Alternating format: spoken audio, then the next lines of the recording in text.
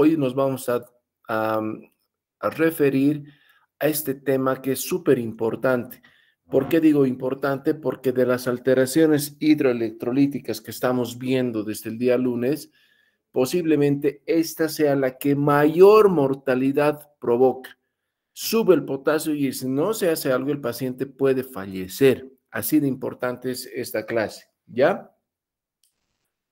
Bueno, vamos, me van a avisar por favor si cambia. ¿Cambia? Sí, doctor. Sí, cambia, doctor. Muy bien.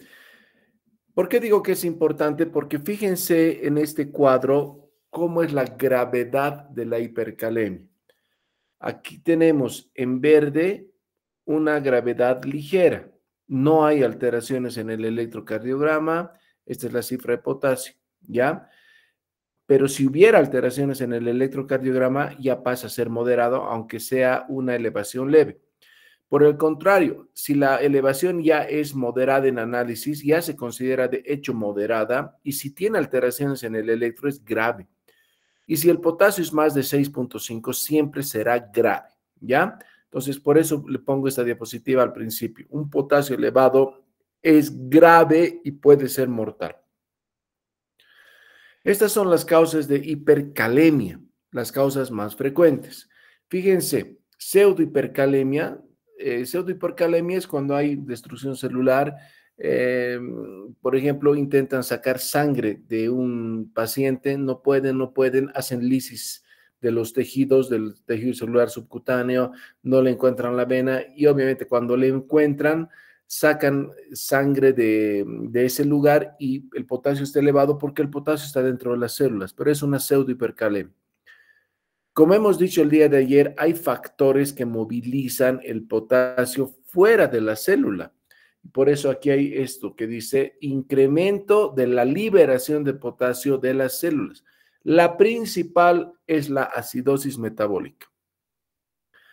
Obviamente, la deficiencia de insulina, la hiperglucemia y la hiperosmolaridad también, incremento del catabolismo en los tejidos, los beta-adrenérgicos, ejercicio, otros, ¿ya? Y acá, o el potasio sale de las células para aumentar, o el potasio no se elimina, se reduce la eliminación de potasio. ¿Me están entendiendo, no? Si se reduce, es lo contrario. Acuérdense que hemos hablado de hiperaldosteronismo cuando hemos hablado de hipocalemia, es decir, sube la aldosterona. ¿Qué hace la aldosterona? Reabsorbe sodio, elimina potasio. Si no hay aldosterona, no reabsorberá sodio y no eliminará potasio. Entonces, fíjense que un hipoaldosteronismo va a producir disminución en la eliminación del potasio en el túbulo distal. Esto pasa en la famosa enfermedad de Addison o insuficiencia suprarrenal. El potasio está elevado. Falla renal, ya sea aguda o crónica. Disminución del volumen circulante efectivo. O sea, puede haber hipercalemia si hay disminución del volumen circulante efectivo. Hipercalemia tipo 1 o acidosis renal tubular tipo 1. También medicamentos como ahorradores de potasio, espironolactona, triamtereno, amiloride. Esta es la misma diapositiva, un poquito más ordenada con algunas otras cosas. Entonces, se incrementa la liberación de potasio de las células, todo lo que hemos dicho, más la parálisis periódica hipercalémica. Así como hay una parálisis periódica hipocalémica, también puede haber una parálisis hipercalémica, tanto arriba como abajo, ¿ya? O se reduce la excreción de potasio, y hemos dicho reducción de la secreción de aldosterona, o reducción de la respuesta a la aldosterona, también falla renal aguda o crónica, y otros como daño selectivo en la secreción de potasio. Obviamente la secreción de potasio, por favor acuérdense de la clase de ayer, que son 3 células del riñón en distintos segmentos de la nefrona que están inmersos en la eliminación del potasio. Acuérdense, primero la rama ascendente gruesa de la asa de Henle, donde hay un correceptor sodio-potasio 2 cloros, que obviamente si se bloquea este receptor, se va a eliminar potasio, ¿no es cierto? Luego está el túbulo distal con los canales de potasio y donde actúa la aldosterona. Y por último, el túbulo colector, donde se intercambia el potasio con el hidrógeno. Entonces, si hay alteración en alguno de estos niveles, habrá hipercalemia. ¿Qué fármacos son hipercalemiantes? Es decir, cuando nosotros evaluamos a un paciente con potasio elevado, debemos preguntarnos, ¿será que el potasio elevado es secundario a un medicamento que esté tomando el paciente? Entonces, muchas veces la respuesta es sí, pero ¿qué medicamentos son estos? Los más frecuentes, y vamos a ir viendo, los más frecuentes son los IECAS y los ARA2. No se olviden de eso, por favor. IECAS o ARA2. ¿Qué hacen estos medicamentos? Independientemente de su sitio de acción, que es diferente, los IECAS inhiben la enzima convertidora de angiotensina, es decir, el resultado final es que no hay angiotensina. Y los ARA2 hacen que la angiotensina no se una al receptor en la célula, ¿no es cierto? Al final, si no hay angiotensina, no se culmina la cascada con la formación de aldosterona. Entonces, en ambos casos no hay aldosterona. Por lo tanto, si no hay aldosterona, otra vez potasio elevado. La administración de diuréticos ahorradores de potasio. La administración de beta bloqueantes como el atenolol, carvedilol, metoprolol, bisoprolol, nebivolol, etc. Inhibidores de la calcineurina como la ciclosporina y tacrolimus, que son medicamentos utilizados en trasplante renal.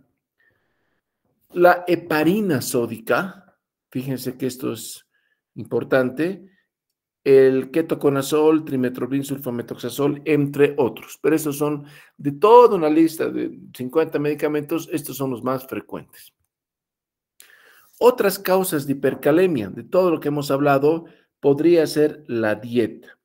La dieta no provoca hipercalemia en pacientes con función renal normal, pero si la función renal está alterada, entonces por supuesto que sí puede producir hipercalemia, es decir, si tienes un riñón alterado, las 3 células en los diferentes segmentos de la nefrona están alteradas y encima comes los pacientes dieta con abundante potasio y se va a subir el potasio. Y esto nos pasa en pacientes que están en diálisis o en prediálisis. Sí, entonces, acá dice sí, la dieta sí provocará hipercalemia en pacientes con alteración de la función renal. También puede haber hipercalemia en lisis celular, traumas, medicación citotóxica, es decir, sobre todo la medicación que se utiliza en las quimioterapias, ¿no? Cuya función es destrozar células malignas, pero también destroza células benignas. La cuestión es que en las células, en el intracelular, siempre va a haber potasio. O también la destrucción de las células o de los tejidos por traumas. La causa probablemente más importante de hipercalemia es la insuficiencia renal. La insuficiencia renal, ya sea aguda o crónica, puede producir hipercalemia. Aquí hay una norma, siempre habrá hipercalemia en individuos con enfermedad renal crónica estadio 4.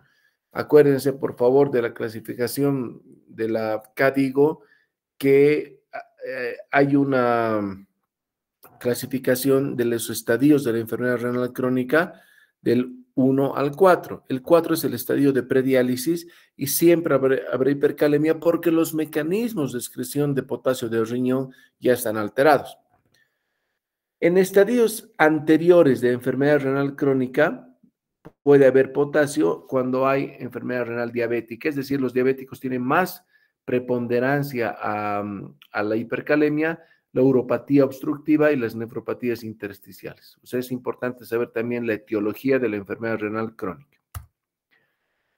En la insuficiencia suprarrenal, que ya hemos mencionado, por ejemplo, la enfermedad de Addison, siempre hay hipercalemia por el déficit de aldosterona, que obviamente no va a eliminar el potasio en el túbulo distal.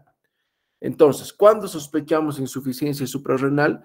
En todo paciente con hipotensión, hipercalemia, acidosis metabólica, puede haber hiponatremia y también si estamos hablando de Addison hay hiperpigmentación cutánea, ¿no? Esto seguramente lo van a ver en endocrinología, pero es una causa importante de hipoaldosteronismo y retención de potasio. En la insuficiencia cardíaca también hay hipercalemia por dos situaciones importantes. A ver, quiero que me entiendan acá. Hay pacientes que el cardiólogo o el médico, el internista, les dice, su dieta debe ser estrictamente sin potasio. Perdón, sin sal, porque la sal lo va a hacer hinchar, le va a subir su presión, le va a empeorar la función cardíaca, etc. Pero acuérdense de ayer. Ayer hemos dicho que si no llega sal al túbulo distal, ese sodio no se va a absorber y por lo tanto tampoco se va a eliminar el potasio. Entonces, esto es una cosa. No debemos decir a los pacientes que la dieta sea estrictamente sin sal. O sea, una dieta súper sin sal, que algunos pacientes te van a hacer caso, está mal. Debe ser con poquita sal, ¿ya?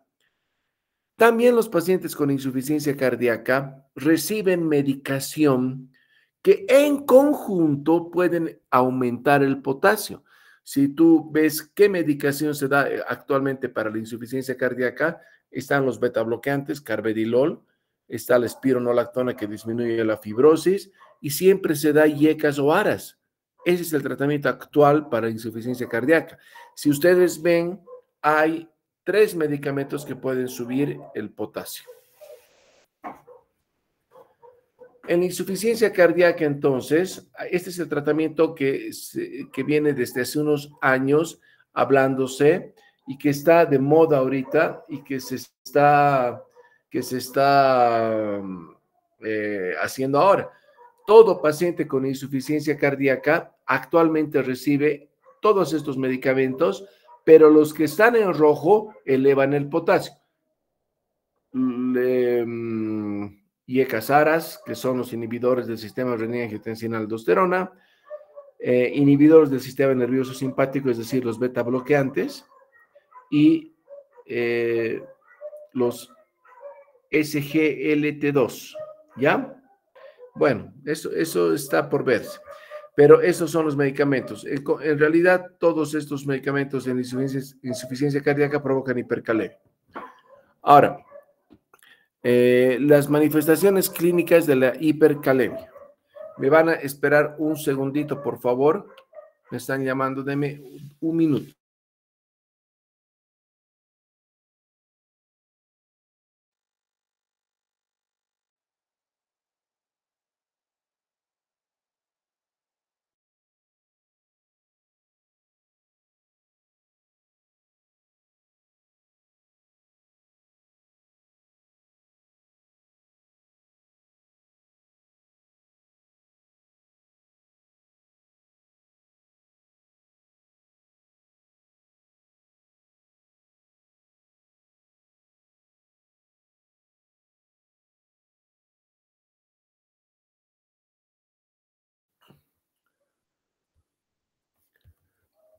Hola, por favor, dígame si se ve. Se ve, doctor. Sí, doctor. Bueno, vamos a seguir. Sí, mil disculpas, era del hospital. Bueno, entonces, todos estos pacientes, independientemente de la etiología que hemos mencionado, que puede ser por la dieta, una pseudo-hipercalemia, puede recibir o tener un estado que saque el potasio de las células, puede disminuir la eliminación de potasio por alteración de la función renal o puede tomar medicación hipercalemiante, puede tener síntomas. ¿Cuáles son los síntomas de la hipercalemia? Esto es bien importante. Yo creo que deben tomar su máxima atención, por favor. Cualquier alteración del potasio clínicamente es una alteración que no es muy visible, o sea, una alteración clínica muy marcada no va a haber. Eso quiero que me entiendan, por favor. Las alteraciones del potasio se ven en el electrocardiograma, ya sea que el potasio suba o el potasio baje. Entonces, cuando ustedes tengan una alteración del potasio, siempre de forma obligatoria tienen que hacer un electrocardiograma. ¿Qué van a ver en el electrocardiograma? Lo más importante y lo principal, ondas T picudas. Prolongación del intervalo PR, ensanchamiento del QRS. Esos son los hallazgos iniciales. Pero luego, si no se corrige ese potasio y hipercalemia, vendrán arritmias ventriculares como taquicardia ventricular o una fibrilación ventricular. Decir fibrilación ventricular es decir paro cardíaco, por favor, ¿ya? Y la taquicardia ventricular sin pulso también es paro cardíaco. Además de las alteraciones cardiológicas, que son las más peligrosas y las más importantes, el paciente puede tener alteraciones de la función neuromuscular. Parestesias, debilidad muscular, parálisis, etc. Entonces, acá, lo primero, onda T picuda. Acuérdense del electrocardiograma que hemos visto ayer. Las ondas T siempre tienen concavidad superior, tardan en bajar. Pero esta onda T, fíjense, es puntiaguda. Tremendamente puntiaguda. Esta es una onda T de hipercalemia. Nunca se olviden, por favor, esta imagen, ¿ya? Acá tenemos en un monitor una cosa que es rara, o sea, en el monitor no se hace no se valoran electrocardiogramas en monitor, pero sí nos da una idea. Pero fíjense acá también, las ondas son picudas. Fíjense estas. Entonces, si tú ves este electrocardiograma y ves una onda T picuda, obviamente es peligrosísimo. La onda T normal es así. Qué bonito, con cavidad superior, redondeado. Fíjense esto. Acá tienes una onda T picuda y si se agrava la hipercalemia, ¿no? Se ensancha el QRS y luego, fíjense, ya es un ritmo medio amorfo. Entonces, esto es importante. Onda T picuda es hipercalemia. De acuerdo a los grados de hipercalemia, también pueden pasar o podemos tener una idea de qué arritmia va a tener el paciente. Este es un electro normal, onda P, QRS, onda T de concavidad superior, normal. Si el potasio está más de 5.5, la onda T es picuda. Si es más de 6, la onda T es picuda, pero también el QRS empieza a ensancharse. Si es más de 7 puede haber taquicardia ventricular y si es más de 8 puede haber una fibrilación ventricular. Una vez que nosotros hemos encontrado o nos han llamado para valorar un paciente con hipercalemia, le hemos hecho una aproximación diagnóstica, hemos visto qué clínica tiene, hemos intentado indagar cuál puede ser la etiología, hemos hecho un electrocardiograma, hemos constatado que haya hallazgos propios de la hipercalemia, debemos actuar rápidamente. ¿Y qué se hace? Bueno, todo lo que vamos a hablar a continuación son medidas y medicamentos que pueden bajar el potasio. Aquí está. Primero, si tenemos un potasio elevado con alteraciones en el electrocardiograma, debe ser, acuérdense de mí siempre, por favor, y en su práctica clínica y hospitalaria, siempre tengan gluconato de calcio. Porque si encuentran un paciente con hipercalemia con onda T picuda, deben pasarle gluconato de calcio porque va a antagonizar el efecto de la hipercalemia, es decir, estabiliza la membrana y el paciente puede no hacer una arritmia mayor, ¿ya? Se puede repetir cada 5 o 10 minutos si es necesario hasta que el potasio baje. También podemos utilizar medicamentos que promuevan la entrada de potasio al intracelular.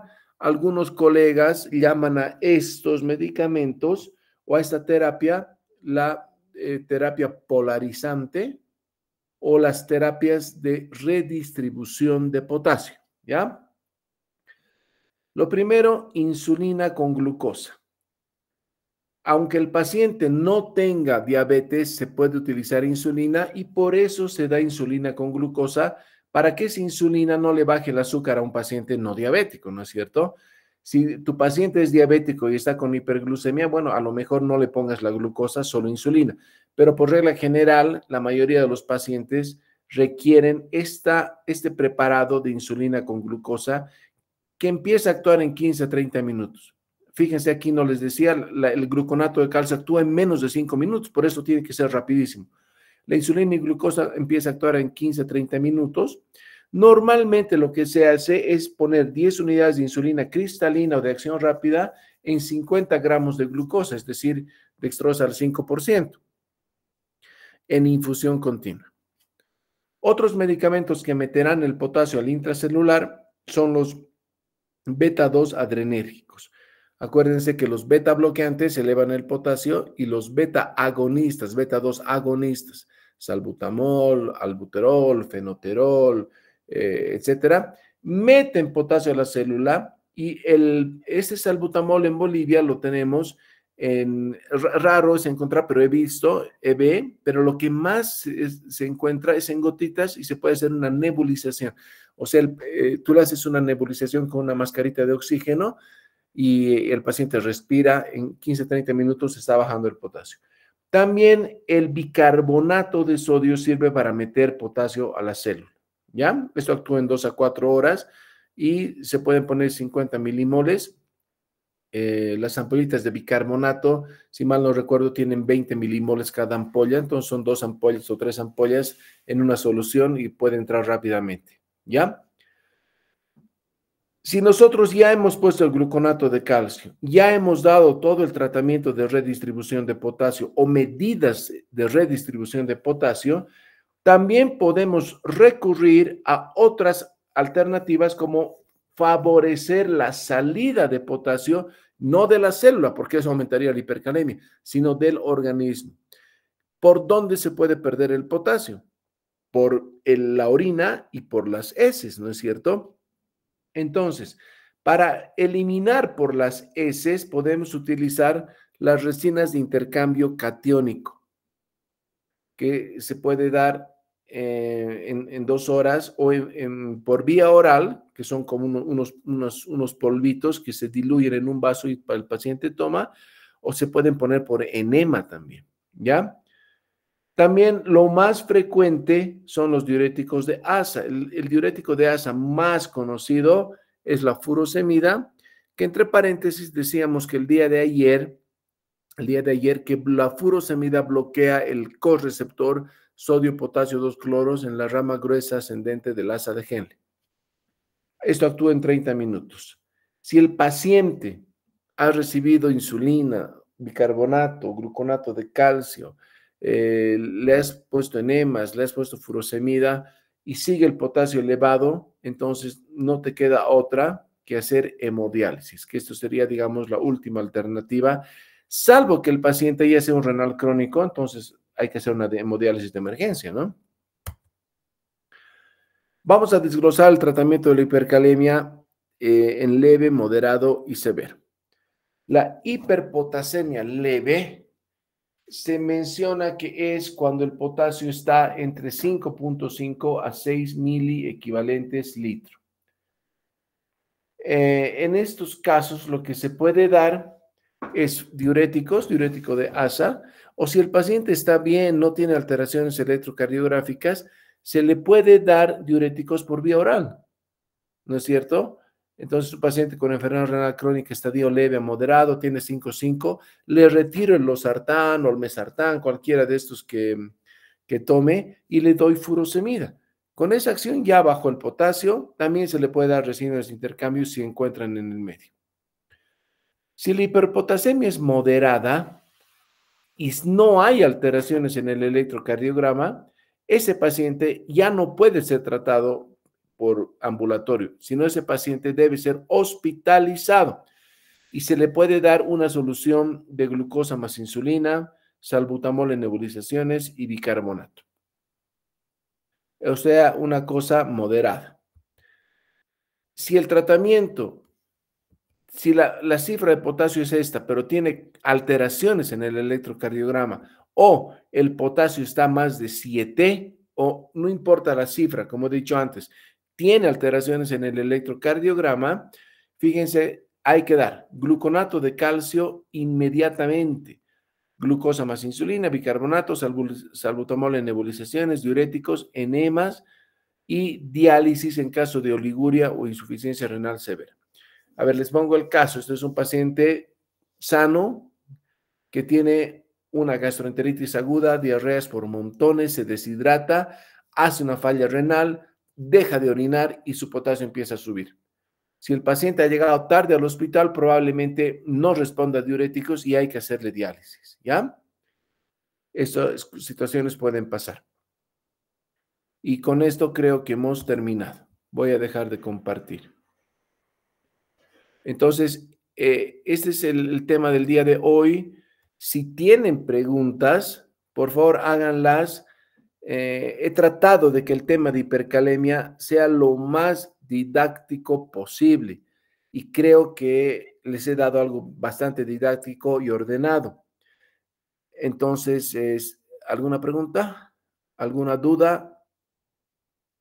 Ahí estamos prestos para responder.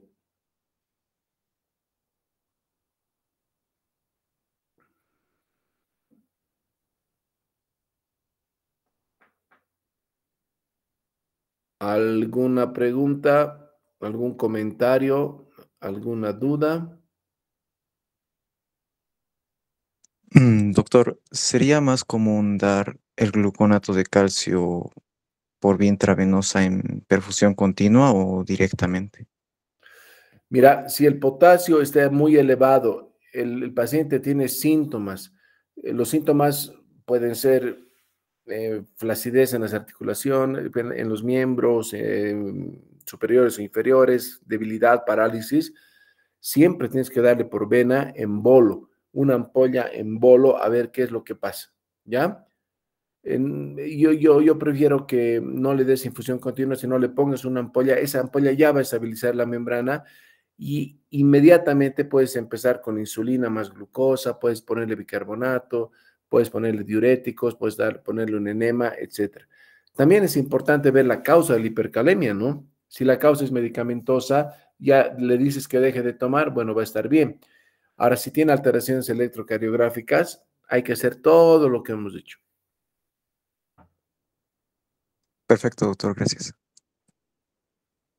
¿Alguna pregunta más?